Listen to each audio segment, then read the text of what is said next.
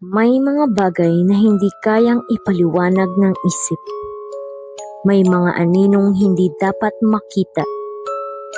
At may mga kwentong mas mabuting hindi na lang nalaman. Ngunit, narito ka na.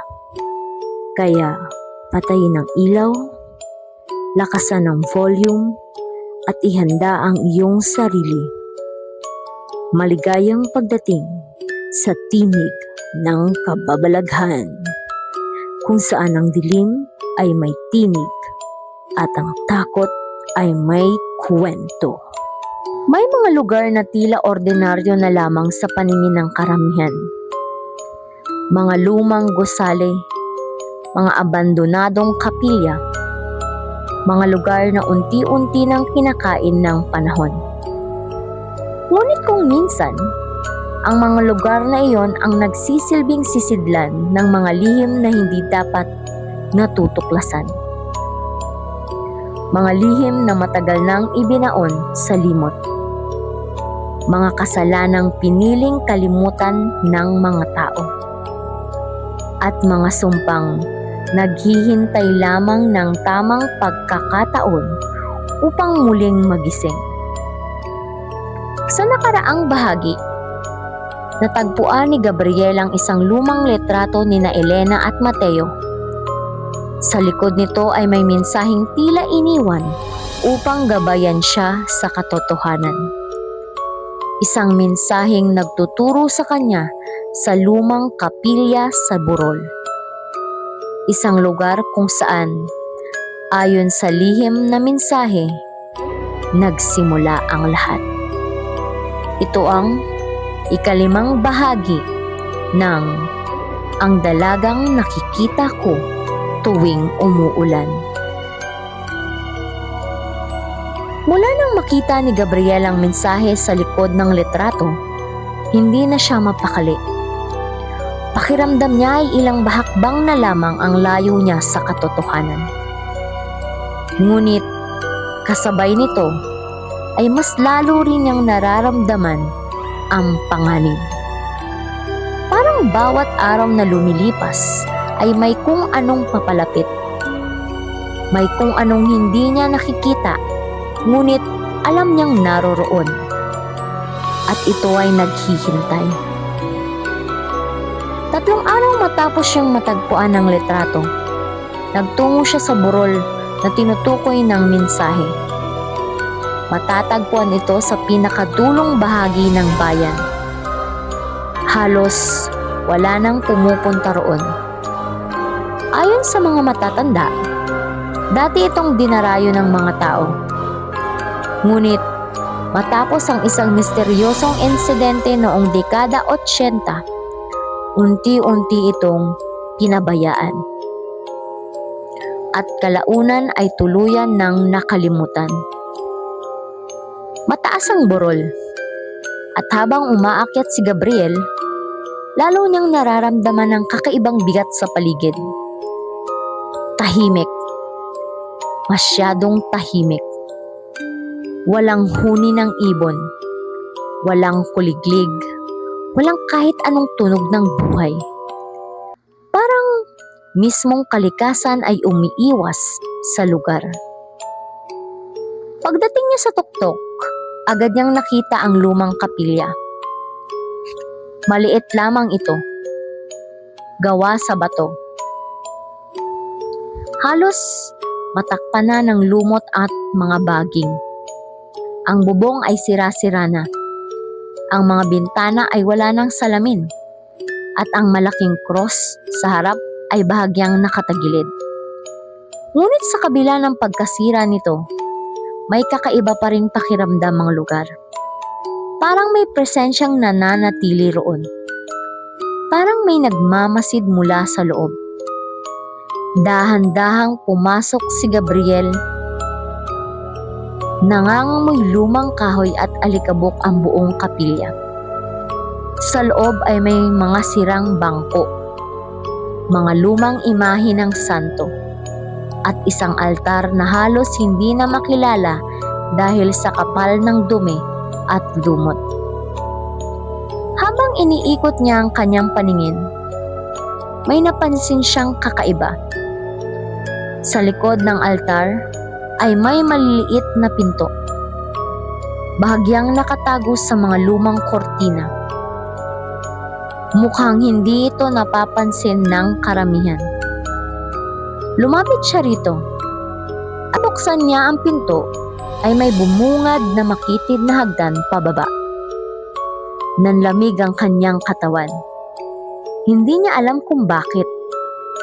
Ngunit pakiramdam niya ay naroon ang mga sagot na hinahanap niya. Dahan-dahan siyang bumaba. Sa bawat hakbang ay lalong lumalamig ang hangin. At habang lumalalim siya sa ilalim ng kapilya, may naaamoy siyang kakaiba.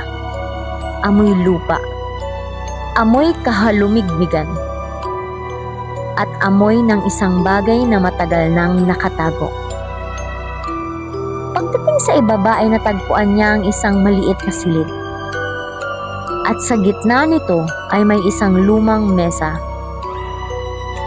Sa ibabaw ng mesa ay may ilang kahon, mga lumang dokumento, at mga talaan. Halatang matagal nang walang nakakakita rito. Maingat niyang binuksan ang isa sa mga kahon at agad siyang natigilan. Sa loob ay may mga larawan. Mga larawan ng iba't ibang tao sa bayan. May ilan na kilala niya, may ilan na matagal nang patay. Ngunit may isang larawan ang nagpabilis ng tibok ng kanyang puso. Ang larawan ni Elena. Mas bata pa ito. Ngunit malinaw na siya iyon. Sa likod ng larawan ay may nakasulat na petsa at isang pangalang napili. Napakunot noo si Gabriel.